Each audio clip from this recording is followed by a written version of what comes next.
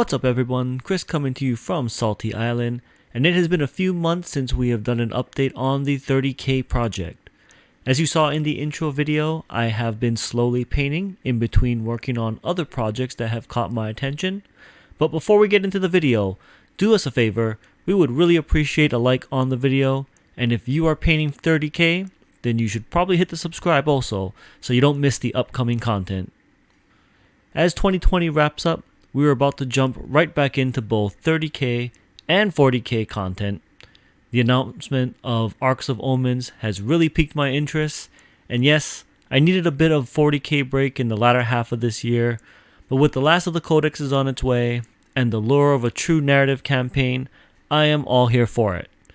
In particular, I've gotten really excited about the close quarter style of boards like Zone Mortalis, and just this weekend, I even played my first game of Necromunda. So if you like games like this, you definitely don't want to miss what we are prepping for in 2023. But to get back to the video, a friend once said, 40k is a drag race, but 30k is the car show. And that really stuck with me. Not to say that there aren't amazing 40k armies out there, but in my experience, every 30k army is crafted with a love of the lore and a care bordering on historical gamers. And I mean this in the best possible way. There's so much lore to love in the 30k setting, and I truly love getting to talk to people about their armies. No one's ever said they're playing a 30k army because it's got good rules, or bad rules. People have their favorite legions, primarchs, characters, battles, or even pivotal moments in the lore that really stand out to them, and they lovingly craft their entire army around these gems, and I am here for it. So as you've seen in the intro, I have a very specific theme that I'm going with. My favorite is the 17th Legion, the Word Bearers, or originally they were known as the Imperial Heralds. So here's a quick summary on these guys. When the Emperor created the legions, some were created with a specific purpose in mind, one of which is the Imperial Heralds. These Marines were created from the sons of the Emperor's fallen foes and converted to the Imperial truth on a steady dose of shame and fanaticism. This legion was specifically sent to find all traces of religion or ideology in the galaxy that contradicted the Imperial truth of science and reason, and then brutally remove their existence from human history. This was of course compounded and then warped upon the finding of their Primarch, Lorgar. Now, Lorgar was a unique guy even amongst the Primarchs, because Lorgar had the gift of words. He was a speaker that far surpassed any of his brothers. Lorgar also had a deep and very strong connection to the concept of religion and worship, and you can kind of already see where this is going to go. However, even before the full legion of the Word Bearers would fall to chaos, it could be said that there were elements within this legion that were basically already there. Decades before Lorgar even began to doubt, and the events that led into the discovery of the primordial truth, that the Chaos Gods were real, there were elements recruited from Lorgar's adoptive homeworld of Colchis that held the old ways deep in their dark hearts. And this is the story that I want to tell with my 30k army. So, leading the force, long before he took the title of the Black Cardinal, is Kor Phaeron, the adoptive father and in the running for worst dad in human history. Kor Phaeron was a religious leader before the time of Lorgar, and it would later come to be known that the old religions were the ways of chaos. It was also said that Kor Phaeron never forgot these old religions, even while Lorgar converted the world of Colchis for the coming of the Emperor, and then led the Legion on the Great Crusade. Through this whole time, Kor Phaeron never forgot. He bided his time, waited, and it said that he gathered those to him that knew the old ways and were loyal to him and his beliefs. Lorgar, on the other hand, he really trusted Kor Phaeron. To a fault. Lorgar even elevated Kor Phaeron as far as a human could go without fully becoming an Astartes because he was too old to undergo the surgery. But still, Lorgar wouldn't go on the Great Crusade without his adopted father. You could even say that this trauma was part of Kor Phaeron's plan from the moment that he found the Primarch. And then it happened. The fall of Monarchia. The city known as the Perfect City, where the Ultramarines and the Emperor humiliated the 17th Legion. Lorgar spiraled into his despair, and Kor Phaeron found the moment he had been waiting for his entire life. And this is the moment in the lore that this army represents. The moment where the 17th Legion lands, sees the Perfect City reduced to rubble. It's even said that the Ultramarines were so thorough that no two stones remained standing atop each other. So the force is led, of course, by Kor Phaeron himself.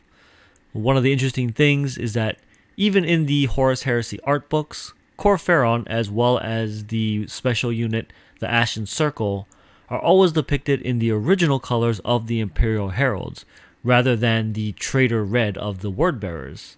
So this gave me the idea to paint my entire force in the color scheme of the Imperial Heralds, as if to show a force that have always been loyal to the words and ideology of Kor Phaeron, and a force that has always been traitors. These warriors probably would have to be old, as they most likely would have joined the Legion in that first wave of recruits from Colchis. So as such, Mark III armor for the first tactical squads. However, they would also be well equipped, having the favor of the first captain of the Legion, so I swapped out the backpacks and they got the newer, for its time, Mark IV power supplies. I also just like the look of the Mark IV backpacks. It looks a little bulkier and it matches the Mark III armor better in my opinion.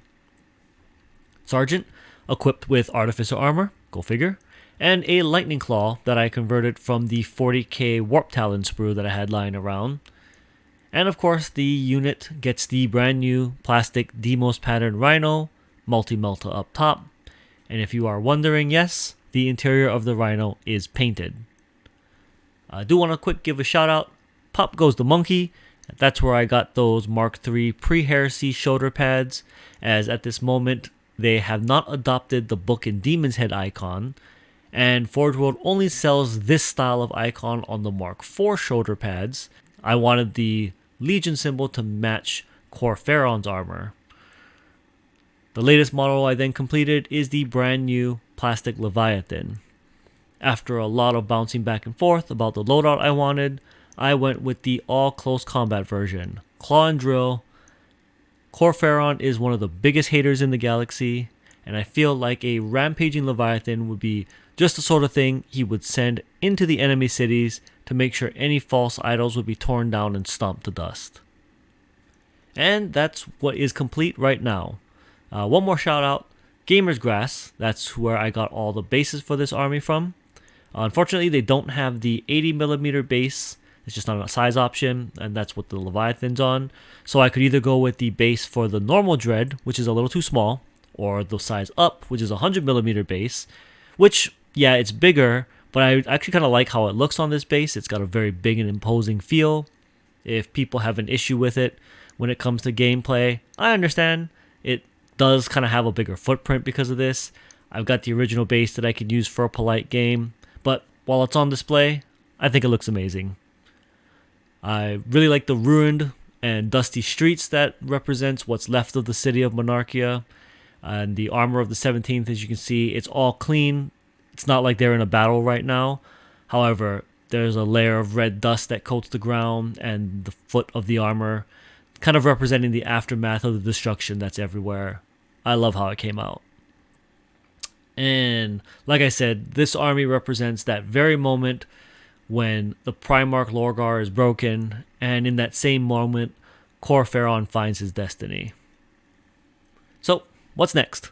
My goal before the end of this year is to complete the 10 Ashen Circle models that I have, which will take me to my first 1,000 points and hopefully a game of 30k Zone Mortalis. So definitely subscribe because you won't want to miss that. There are already lots of other models that I'm hoping will get announced to plastic. The Plastin Sicarian is already out. I really want that. I've wanted one for a long time. But I'm also really hoping for a plastic Vindicator with the Laser Destroyer option. I would like multiples of that kit.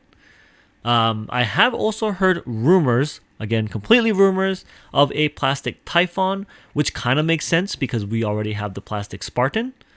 I would really like it if the was a 2-in-1 kit and you got the Cerberus as well, which is the other heavy weapon platform that uses the Spartan. So, not too far of a stretch. Fingers crossed. I will definitely pick up some of those as well. So thank you so much to everyone who's continued to follow this channel. For those of you who originally came here for 40k, we're absolutely not giving up on the game, and in fact, Arcs of Omens has me super excited. And for those who found us from other games, welcome. And trust me when I say we play a lot of different games, so if you just want something variety, you're definitely in the right place. Of course, hit us up if you are in the Las Vegas area and you want to come by, play a game with us. 40k, 30k, Age of Sigmar, D&D, War Machine, you name it, we probably have some of it here in the house. So let us know. Any excuse to hobby is a good one. Thank you, and peace out, everybody.